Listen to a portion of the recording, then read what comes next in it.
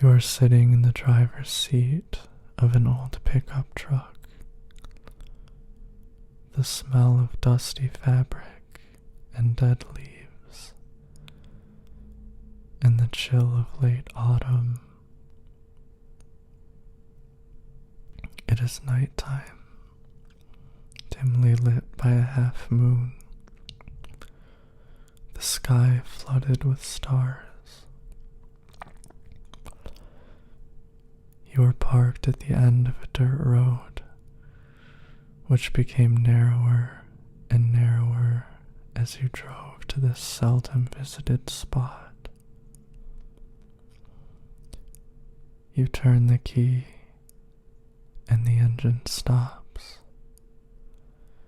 leaving only the sound of dead leaves and trees rustled by the wind. You step out of the truck and feel the cold of the night wash over you, breathing the sweet, unfiltered scent of autumn.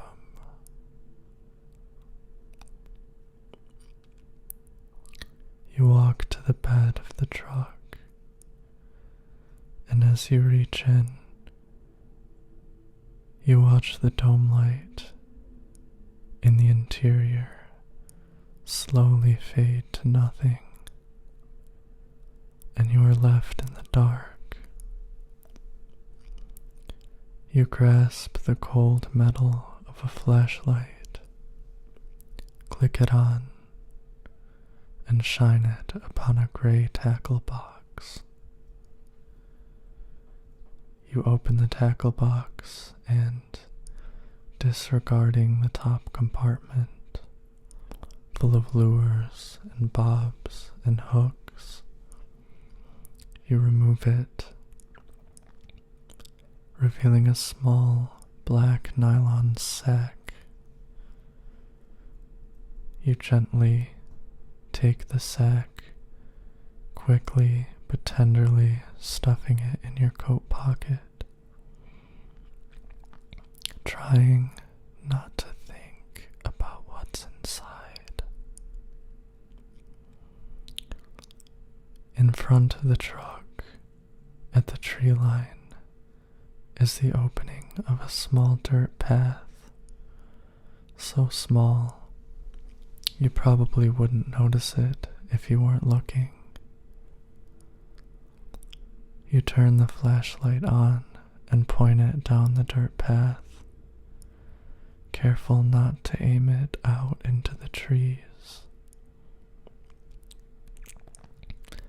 As you take your first step, the light of the moon is stifled by the treetops, and the darkness becomes thicker. You continue into the woods, watching the thin dirt path extend far ahead of you. You walk purposefully but with care, keeping your gaze on the ground directly in front of you, so that you don't trip as the path bends around a tree or is broken by roots and rocks. Occasionally, you have to duck under the branch of a young tree hanging over the path. You walk, and ever so gradually, the path becomes thinner and less consistent. You are careful to keep the flashlight pointed down at the path and not to probe your light into the woods on either side of you. Occasionally, you have to stop as the path seems to end at a thick patch of tree roots or a big, muddy puddle or a slab of rock, and you look further ahead of you to find where the path continues. As the path grows thinner, the wind slowly picks up and becomes more totalizing. It is cold. The whisper of the leaves blowing becomes a constant shh.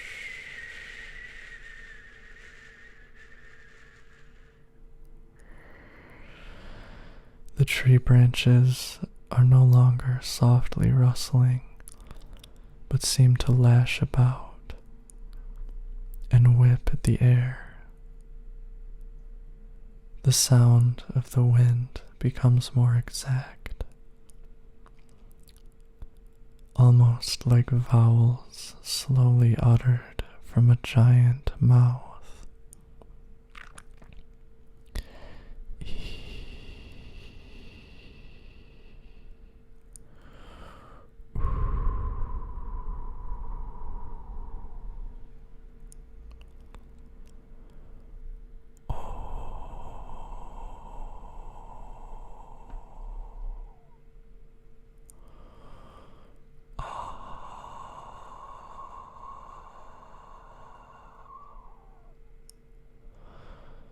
And as you continue further, just beneath the roar of the wind, you begin to hear subtle, more precise noises on either side of you.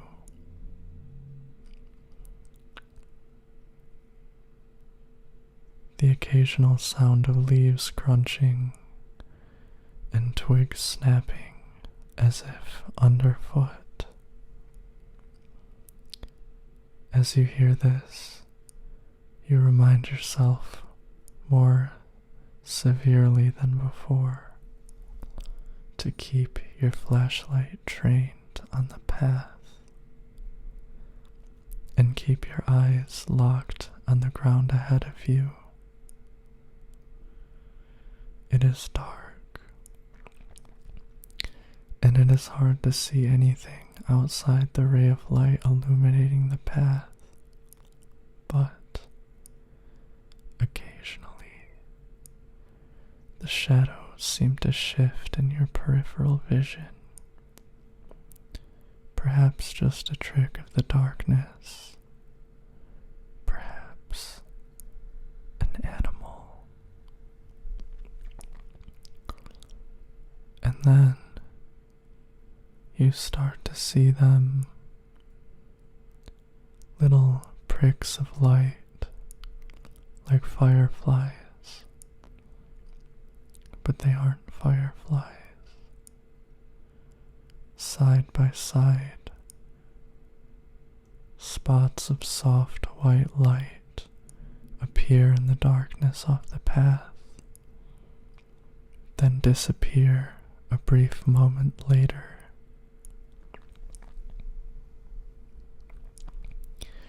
You stop walking, take a deep breath, and click off your flashlight. You hold your hands in front of you and look down at them, and wait until you see them, so you know your eyes have adjusted to the darkness. You will have to walk the rest of the way by only the dim moonlight, sliced into pale fragments across the forest floor. You continue walking, looking no further than one step ahead of you. The flickers of light continue in your peripheral vision. The path slopes up. Tree roots criss-crossing through the path, broken up by rough stones embedded in the earth. It grows steep, and you bend down and feel the cold, rough texture of the stones on your hands, the cool, damp dirt. Using your hands to help you climb. One foot up, then the other, grasping at tree roots to pull yourself up. And eventually, it levels out. You stand looking down at the ground and take a moment's rest. You notice the cold of the wind and how its colossal whisper has become more articulate, as if commanding you to stop, denying you permission to push forward. It seems to howl, "No,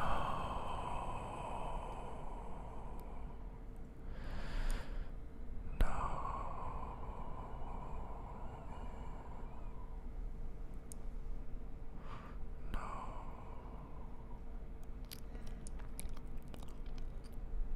You continue on. The path slopes gently downward from here. As you walk, you begin to hear a new sound. The sound of metal being battered by the wind. Not far ahead of you and to the left. For the first time, you dare to glance through the trees, very briefly, and you catch a glimpse of a small tin shack. The path curves left and down. It gives way to a tiny clearing overgrown with weeds and tall wispy grass. A small ways into the weeds, the tin shack sits, its door facing you. The wind howls. No.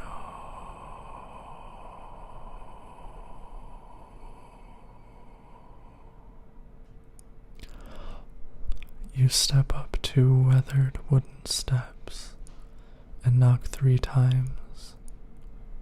Knock, knock, knock. Feeling the cold metal against your knuckles, hearing the cold sound of metal being struck. You wait, hugging yourself to resist the cold, and count to 5.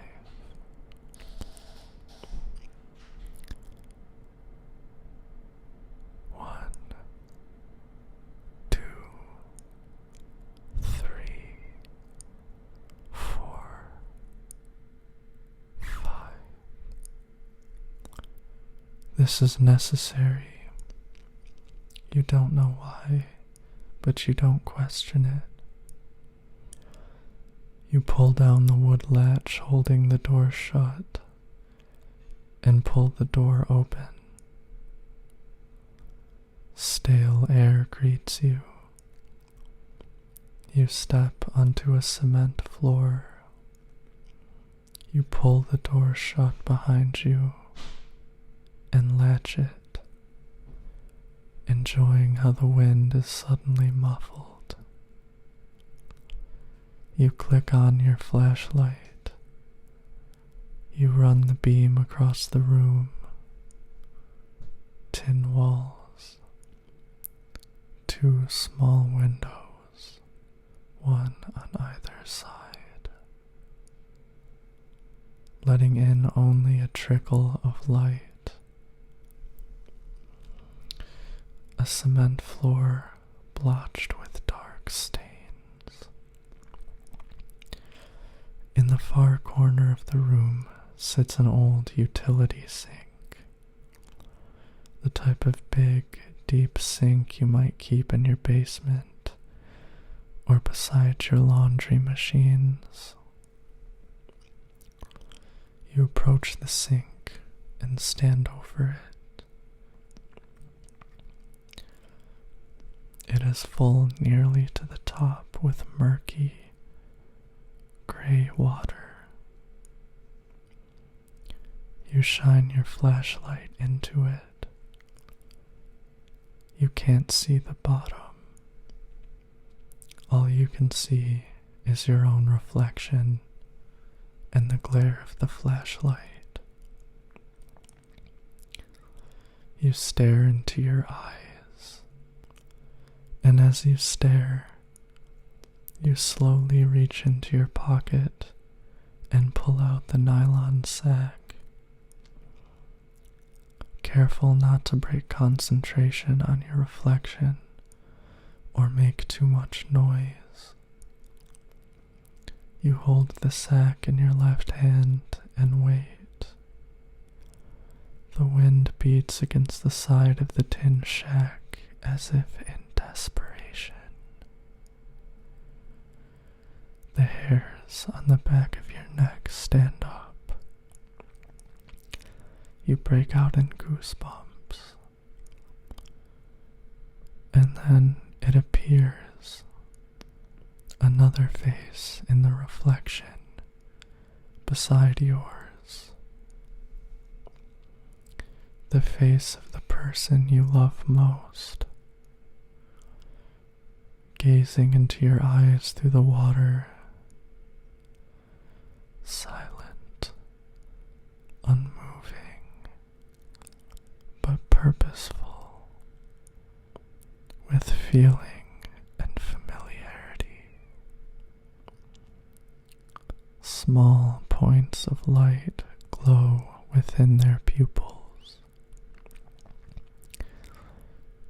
You hear a whisper, almost inaudible and hard to place, almost as if imagined or spoken from inside your head. Have you made up your mind? You speak words you have been rehearsing. I have made my decision. You hold the nylon sack over the sink and allow its contents to fall into the water. You take one final look at it, a small, wet sphere, an eye, the color gray. To which kind of animal the eye belonged, you do not know. The eye makes you uneasy to look at. It causes a creeping dread that you have never experienced, so you have avoided looking at it. But it is gone now. You continue gazing into the water. Your loved one has disappeared. All that is left are those pricks of light. You wait for them to fade away. The wind has stopped. Fresh goosebumps run across your skin. You head straight for the door. Step outside, push it shut, and make certain it is securely latched before you head back the way you came. Through the weeds, onto the dirt path, slowly up the incline. You hear no more rustling in the woods, see no more movement, no more fireflies. You hear nothing but your own hurried steps, not so much as a cricket. Down the steep slope, over the constricted, curving distance, squinting across the breaks in the path, until the path widens and the ground softens, and you step out of the woods and see your truck sitting still and silent on the dirt road.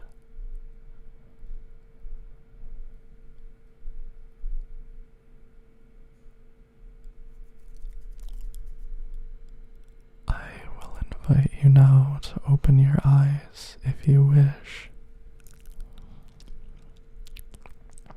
I hope you are relaxed or falling asleep or re-energized. Thank you for watching. Goodbye. Good night.